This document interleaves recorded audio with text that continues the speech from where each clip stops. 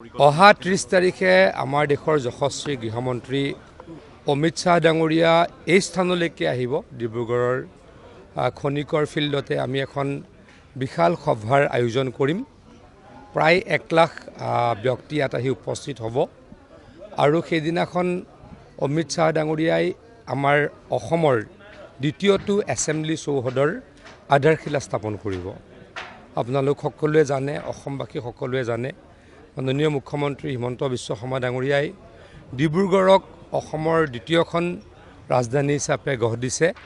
ৰাজধানী হিচাপে গঢ় দিবলৈ নিশ্চয়কৈ এছেম্বলি কমপ্লেক্স লাগিব, কেপিটেল কমপ্লেক্স লাগিব। গতিকে সেইদিনাখন এছেম্বলি কমপ্লেক্সৰ আধাৰশিলা হ'ব। পৰৱৰ্তী সময়ত নিশ্চয়কৈ ইয়াতে মন্ত্ৰী কলনী, MLA কলনী, স্পীকাৰৰ ৰেচিডেন্স গোটেইখিনি পৰ্যায়ক্ৰমে হ'ব। মুঠৰ ওপৰত আকৌ কৈছোঁ, মুখ্যমন্ত্ৰী ডাঙৰীয়াই যেনেকৈ ঘোষণা কৰিছিল, যেনেকৈ কথা দিছিল ডিব্ৰুগড়ক ছেকেণ্ড কেপিটেল হিচাপে গঢ় দি তোলাৰ, সেই প্ৰক্ৰিয়া অহা 30 তাৰিখে আৰম্ভ হ'ব আৰু মাননীয় গৃহমন্ত্ৰী অমিত শাহ ডাঙৰীয়াই আৰম্ভ কৰিব। মাননীয় গৃহমন্ত্ৰী অমিত শাহ ডাঙৰীয়াই আজিৰ পৰা 2 বছৰমানৰ আগতে ঘোষণা কৰিছিল যে অসমৰ বানপানী নিয়ন্ত্ৰণ কৰিবলৈ আমি ডাঙৰ ডাঙৰ পুখুৰী বা ৰিজাৰ্ভাৰ বনাব লাগে।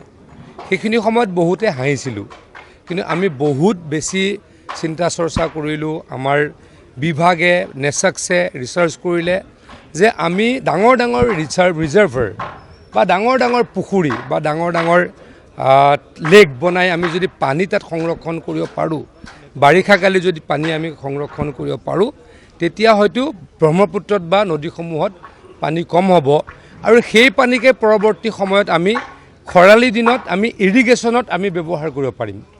কিন্তু এটা কথা যে এই প্ৰক্ৰিয়াটো কৰিবলৈ অতি কমেও 300 বা 400 আমাক তেনেকুৱা পুখুৰী বা লেক বা তালাব যি বুলি কওঁ, ৰিজাৰ্ভাৰ বুলি কওঁ, লাগিব।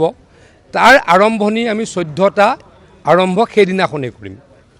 700 কোটি টকা, 700 কোটি টকা অকণমান কম, 695 কোটি টকা দেশৰ গৃহমন্ত্ৰী নৰেন্দ্ৰ মোদী ডাঙৰীয়াই অসমলৈকে